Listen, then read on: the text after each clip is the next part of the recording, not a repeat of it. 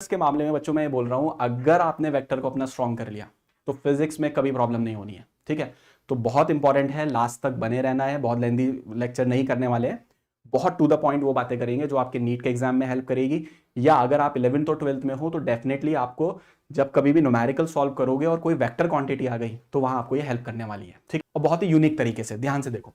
Component of vector को class में दो हिस्सों में डिवाइड कर सकता हूं। पहला, उसको मैं ब्रेक करूंगा 2D में, 2D कंपोनेंट्स, और दूसरा हम उसको ब्रेक करेंगे 3D में। कहां ब्रेक करेंगे? 3D में। 3D में तो तुम्हें क्लास में एक बहुत ही और काम की बात बताऊं, मतलब पूरा वेक्टर जो लिखा होता है ना उसका पूरा पोस्टमार्टम कर देंगे इस तरीके से कि एक वेक्टर के अंदर जब वो लिखा जाता है तो उसमें क्या क्या इंफॉर्मेशन छुपी होती है वो मैं तुम्हें 3D से बताऊंगा। लेकिन पहले बात करेंगे 2D के बारे में। तो क्लास 2D के अंदर सबसे पहले क्या देखना है हमें? क्लास 2D के अंदर 2D के अंदर सबसे पहले क्लास देखो, यहां पर एक वेक्टर दे रखा है हम लोगों को। क्या गिवन है? एक वेक्टर। बल्कि क्लास नेक्स्ट स्लाइड पर आते हैं। एक वेक्टर गिवन है सर, बहुत बढ़िया वेक्टर गिवन है। ठीक है, अब क्लास इस वेक्टर के इस पॉइंट को मैंने ए बोल दिया टेल को, और हेड के इस टिप को बोल दिया बी। सर बहुत बढ़िया, ए बी एक वेक्टर दिख रहा है हमको।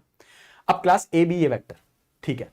अब इस ए बी वेक्टर के बारे में क्लास ध्यान से सुनो, हमें ए से बी जाना है, ए से बी जाना है, ए से बी जाना है।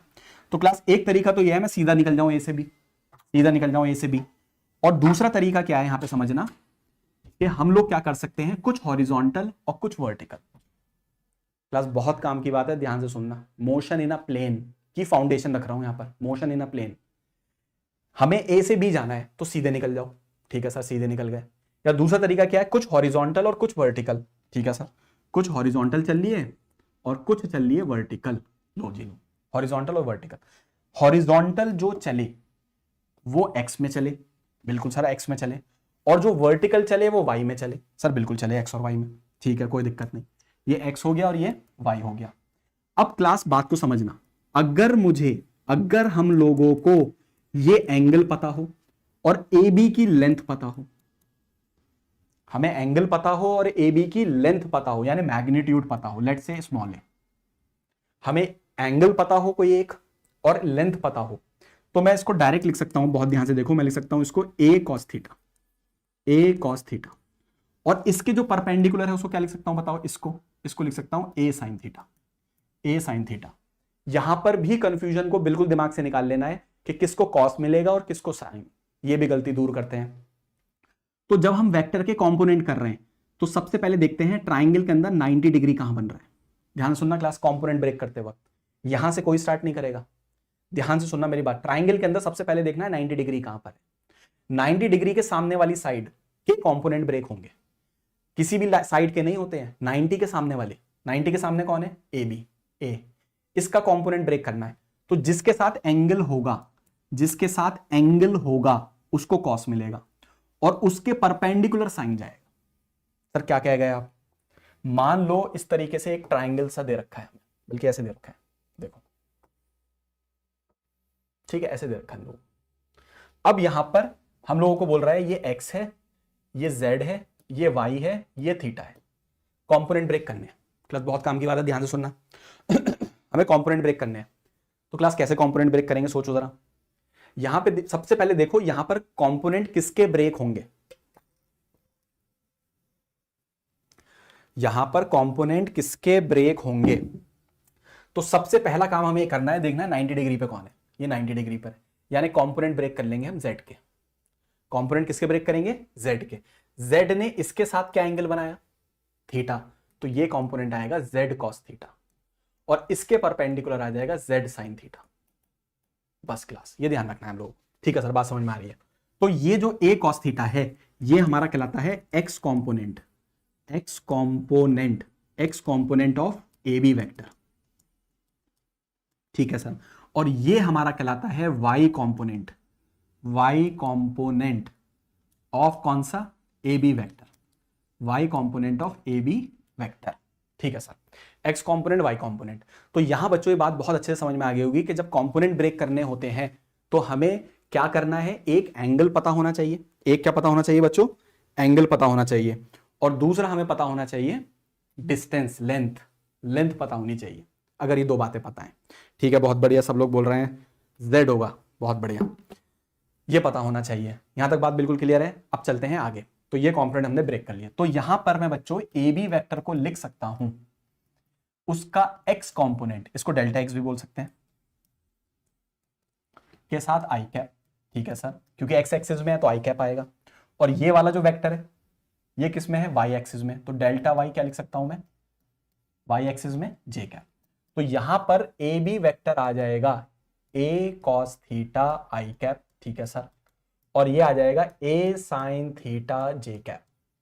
तो हम इसको ऐसे भी बच्चों लिख सकते हैं। तो ध्यान से देखो, मैंने एक वेक्टर को स्प्लिट कर लिया एक्स एक्सिस में और वाई एक्सिस में, वेक्टर को स्प्लिट कर लिया एक्स में और वाई में। ठीक है क्लास, यहां तक बात समझ में आ रही है? जी सर बिल्कुल समझ में आ रही है। ठीक है, एक तरीका तो ये है कंपोनेंट ब्रेक करने का।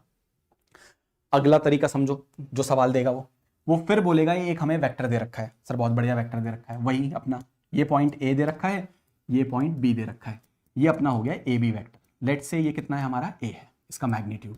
ठीक है सर, बल्कि इस बार मैग्नीट्यूड गिवन ही नहीं है क्लास, मैग्नीट्यूड हटाओ।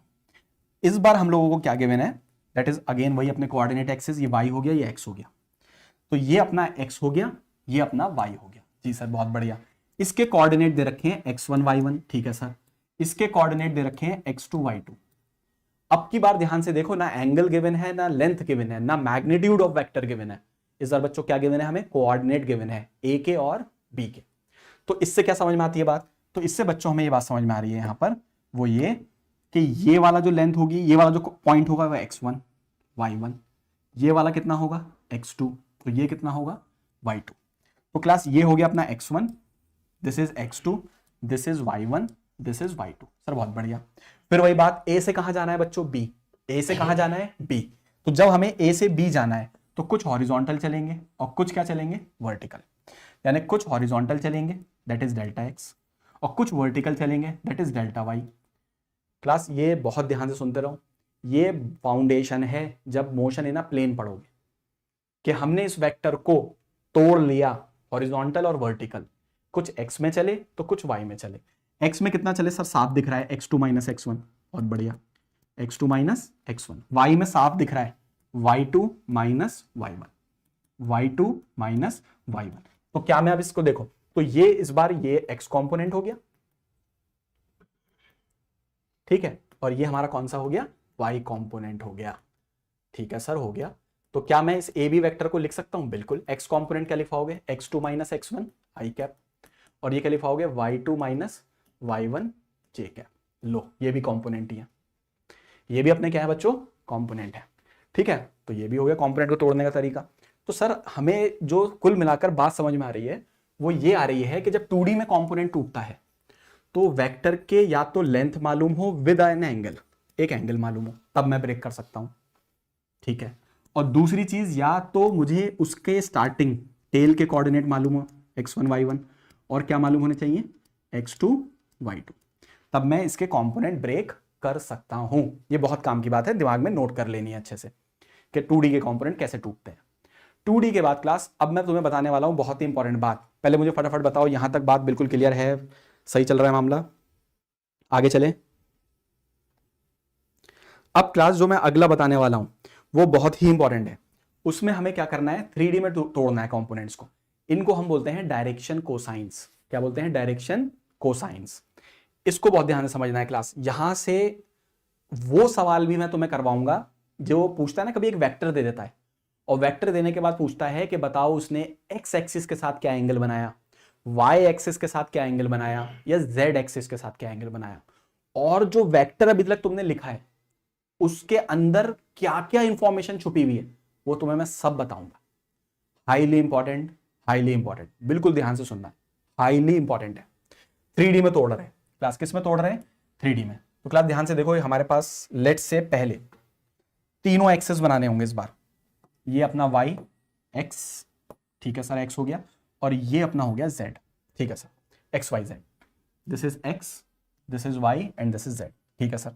अब यहां पर फटाफट क्लास बना लो एक वेक्टर। क्या बना लो, एक वेक्टर।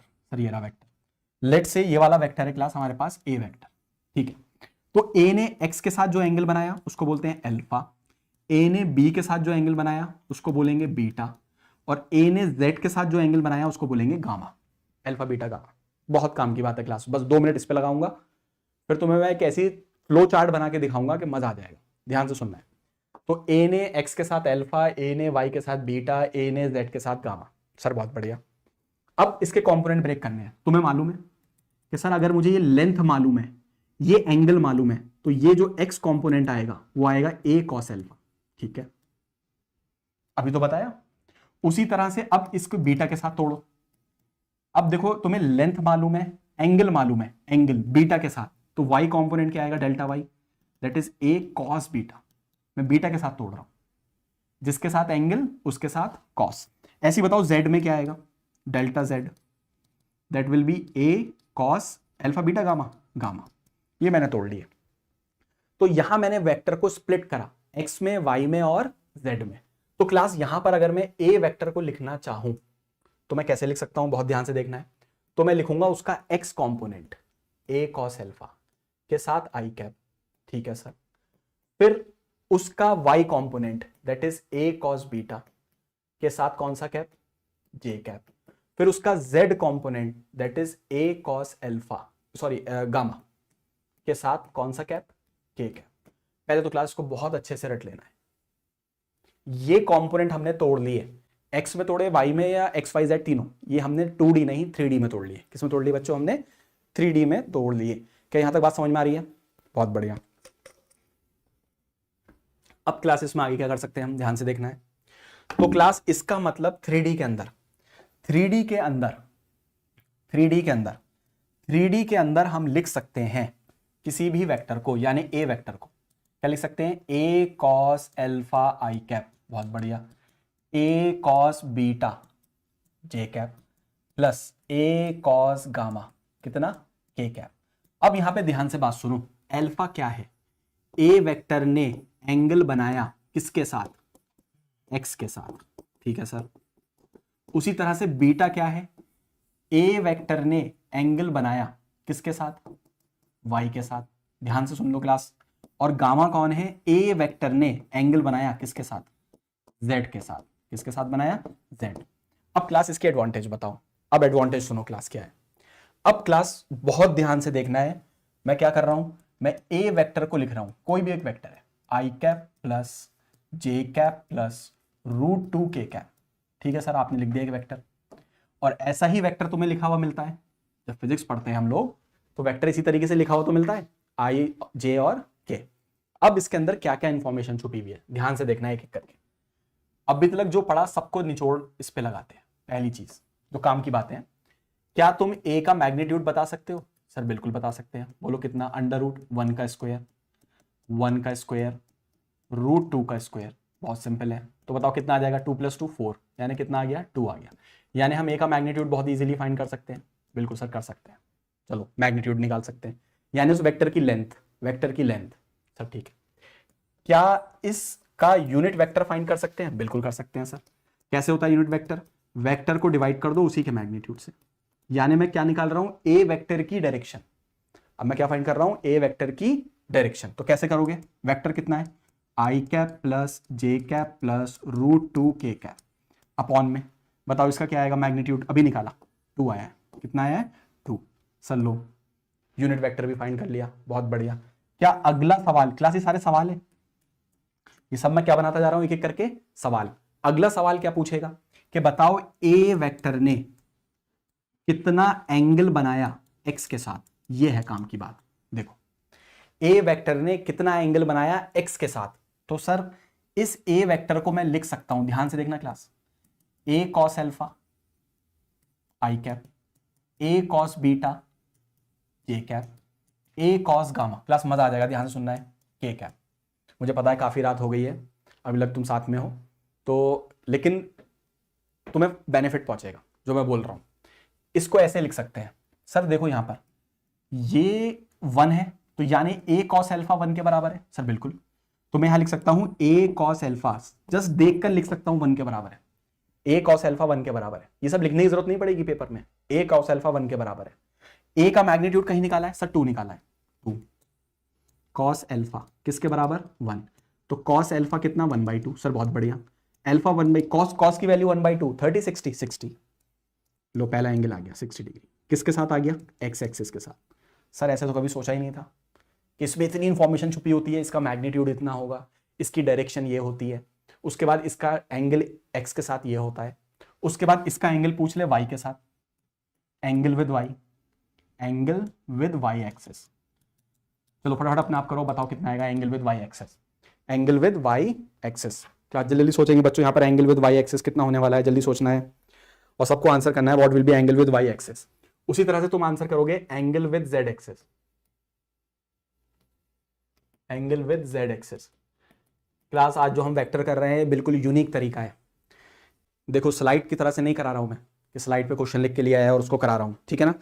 ये तुम्हारे दिमाग में जो सब कुछ पड़ा है ना उसको जोड़ना है, कनेक्शन बनाना है, तो कॉन्सेप्ट को सीखना है अच्छे से और उसे अप्लाई करना है, ठीक है ना।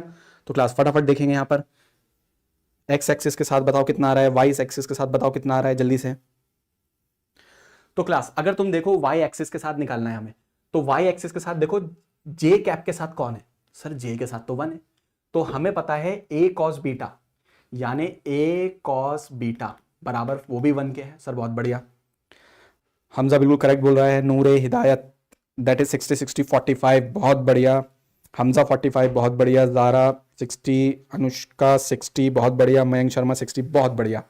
तो यहां पर ए का मैग्नीट्यूड तो ऑलरेडी निकाल चुके हो, 2 होता है, 2 कॉस बीटा किसके बराबर आएगा 1, cos beta will be half, तो यहां से बीटा आ जाएगा 60 डिग्री, कितना आ जाएगा 60 डिग्री आ जाएगा। सर बहुत बढ़िया। उसके बाद z एक्सिस के साथ निकाल दो, तो देखो z का कंपोनेंट k कैप का क्या है √2, तो √2 बराबर होगा किसके a cos gamma, a cos gamma √2, what is a, magnitude of a 2 cos gamma, तो क्लास 2 इसके नीचे ले आओ तो ये 1/√2 हो जाएगा cos गामा, तो यहां से गामा मिल रहा है 45 डिग्री, कितना मिल रहा है 45 डिग्री, ये हो गया क्लास। तो क्लास कभी इस तरीके से सोचा था कि भाई इतनी इंफॉर्मेशन छुपी होती है जब वो एक वेक्टर लिख के देता है तुम्हें, जब वो एक वेक्टर लिखता है तो ये सब दिमाग में ऐसी चार्ट बन जाना चाहिए, सब कुछ दिखने लगना चाहिए एकदम से इमेजिनेशन में कि भाई इसका मैग्नीट्यूड ये होगा, एक्स के साथ ये होगा, वाई के साथ ये, जेड के साथ ये, इसका यूनिट वेक्टर ये होगा, ठीक है ना। तो क्लास ये बहुत बढ़िया क्लास, फटाफट चैट बॉक्स में बताओ क्या बात समझ में आ रही है, आगे चले अब हम।